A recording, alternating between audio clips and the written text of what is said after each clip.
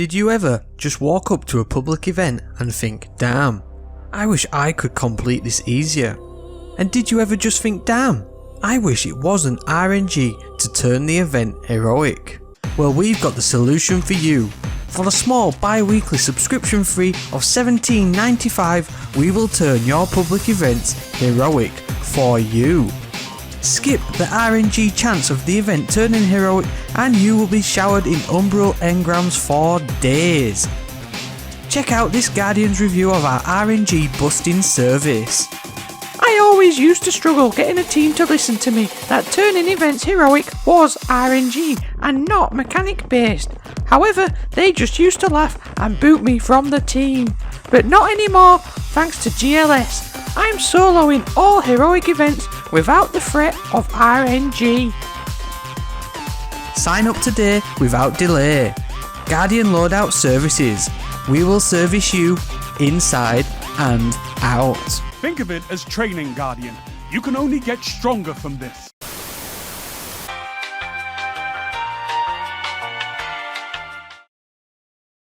Hello everyone, it's Truds here, and today we've got another Destiny 2 build video.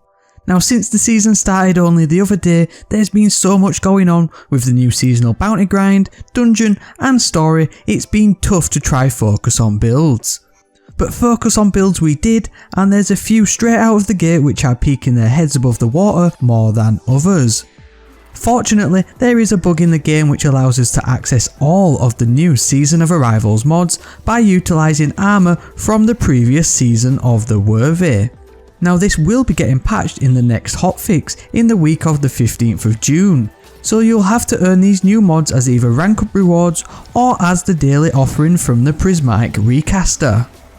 Now, from my count, there's only 12 new mods with 4 permanently fixed in the rank up pool. With 8 coming from daily deals, you should, if you're keeping on top of visiting the Recaster, have all the mods within 2 weeks anyway, so it's not a massive issue. Anyway, on with the build, and this one is all centered around 2 exotics. One which might surprise you, and another one which has just got a new leash of life. Trinity Ghoul is the exotic combat bow which has just received a catalyst, turning this into one of the best mob clearing weapons in the game. It comes with the intrinsic perk Split Electron. This bow fires an arrow that splits when released. Aiming down sights and fully drawing the bow both decrease the spread. So essentially it fires 3 arrows in one, allowing for a wider spread of damage, which is nice but isn't overly amazing on its own. But it's the intrinsic trait, Lightning Rod, that really starts to set this one apart, whereby precision kills grant the next shot chain lightning capabilities. If you've ever used Risk Runner or the Warlock Arc Web Grenades, Lightning Rod is very similar to how they function. Hitting any target or even nearby floor or walls will trigger the chaining arc effect to nearby enemies, and it will affect multiple enemies within a small area. However, you have to keep hitting headshots to proc Lightning Rod. But that is where the catalyst comes in. If you've completed a playlist activity this season, it's highly likely this dropped for you on your first completion, and it takes Trinity Ghoul to the next level. You can complete this catalyst in less than 30 minutes, as it just requires kills with this weapon. I used the Whisper Mission Thrall Room to do this in no time at all. Once fully unlocked, the catalyst grants the bonus exotic perk Forked Lightning, whereby Lightning Rod now triggers from any arc damage final blows. So this not only includes any final blow from Trinity Ghoul, but any arc ability final blow from grenades, melees and supers. It totally replaces the need to get a precision shot from the bow and is an absolute game changer for this weapon. Going from worst to best primary in one fell swoop is exactly what has happened with Trinity Ghoul. It's great at clearing ads in PvE, especially the new wave-based contact seasonal public event, and in PvP it's just as easy to start chain lightning from opponent to opponent. The beauty of this perk and weapon is you don't even have to have it fully drawn to get the benefits. You can be as lazy or as accurate as you like with it, as you hit enemies from out of nowhere with arc lightning. Now to pair a subclass with this exotic, you'll want an arc one to take advantage of forked lightning. So for this build, we are going for the bottom tree Stormcaller, Attunement of the Elements. There's a number of synergistical reasons why we are using this subclass for this build, but the main one we'll be taking advantage of is Arc Soul. This perk grants you or allies an Arc Soul to aid you in battle when you step into a rift. It's a great perk and lasts for 15 seconds, and is unlimited whilst you are stood in your rift. It provides a nice damage boost and will help with proccing arc final blows.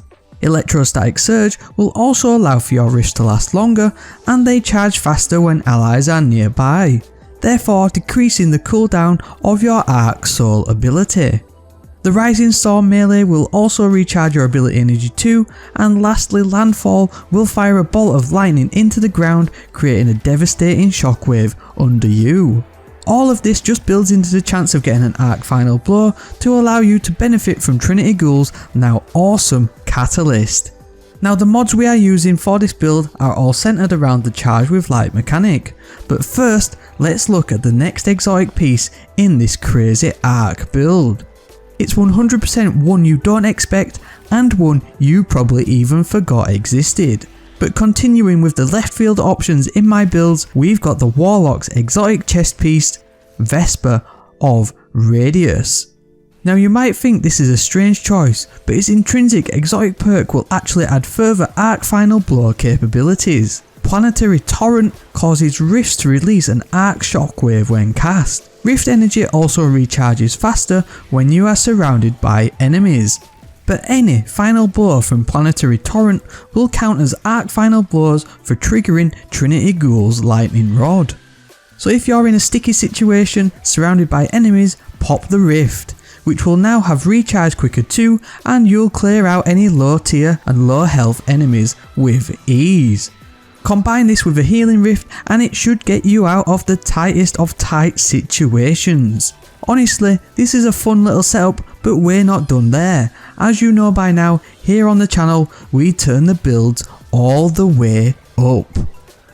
As mentioned earlier, we are using some of the new Season of Arrivals mods, and we are starting with a bow specific one in the name of Precision Charge. This is a Void Affinity mod and costs 2 energy. It will allow you to become charged with light by rapidly defeating combatants with precision kills from bows, hand cannons or scout rifles. Landing precision shots with Trinity Ghoul is fairly easy, as it does have some pretty nice aim assist, so you'll be able to take advantage of this new mod fairly often, plus it is a nice entry point into the charge with light mechanic. As well as this though, we will be doubling down on Trinity Ghoul's Catalyst, which will produce multiple orbs of light for you to collect, and so we will also be putting in the Taking Charge mod. This Dawn Armour mod costs 3 neutral energy and allows you to become charged with light by collecting orbs of light.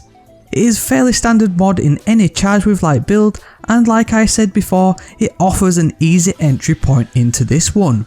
Next up, we've got another Arrivals Armour mod with Supercharged.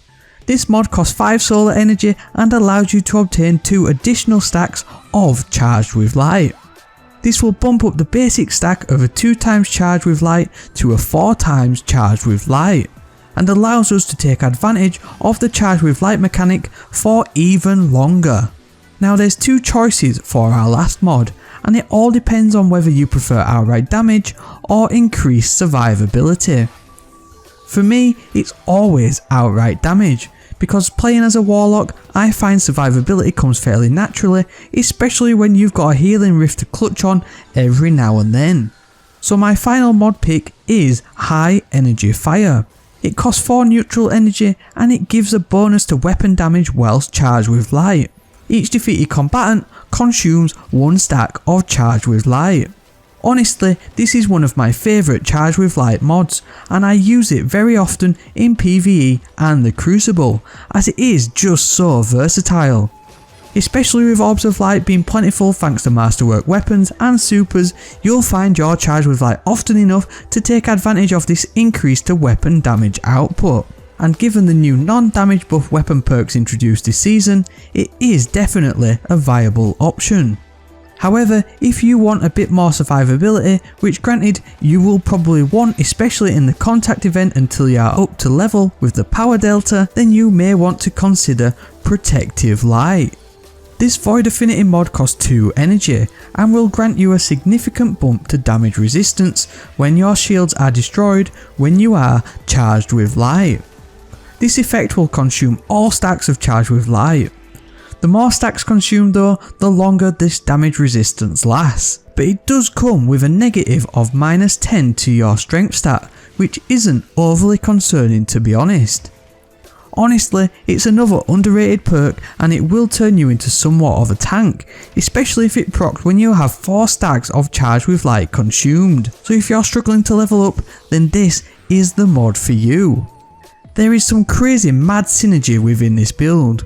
With all the arc abilities available to you, you will become an ad clearing Robin Hood. You'll get an awesome buff to the recharge rate of your rift, as you'll either be near allies or enemies to benefit from either Vesper of Radius or the Electrostatic Surge perk. And on top of that, you'll be creating orbs for days, allowing you to get your super back in no time at all. As for other weapons in this build, I've gone for a Trench Barrel Perfect Paradox to assist with some high tier DPS, and I've also been rolling with the new caster frame sword from the Umbral Engrams, Temptation's Hook. It's not the most god roll you've ever seen, but as it launches a heavy projectile attack at opponents, it is everything I've ever wanted in a sword since my Destiny 1 Bolt Caster was sent into oblivion. But to be fair, it's an arc sword too, and so it fits into the build rather nicely to top things off. So there we go, another top tier build with a difference.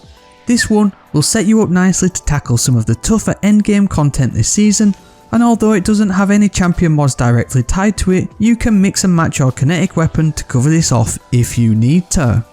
Please let me know in the comment section below if you've gotten the Trinity Ghoul Catalyst yet, and if you like its new upgrade. If you are new around here, this is what we do. We make some fun builds to spice up the game and offer some different options to choose other than just being an absolute meta god. So if that's what you fancy, then please hit subscribe. It's a free and easy way to stay up to date with all the latest content on the channel. Also, a rating down below is always greatly appreciated. We are pushing on this season, so thank you to everyone for the ongoing support. Let's see how far we can go. As always, thank you very much for watching, and I hope to see you next time.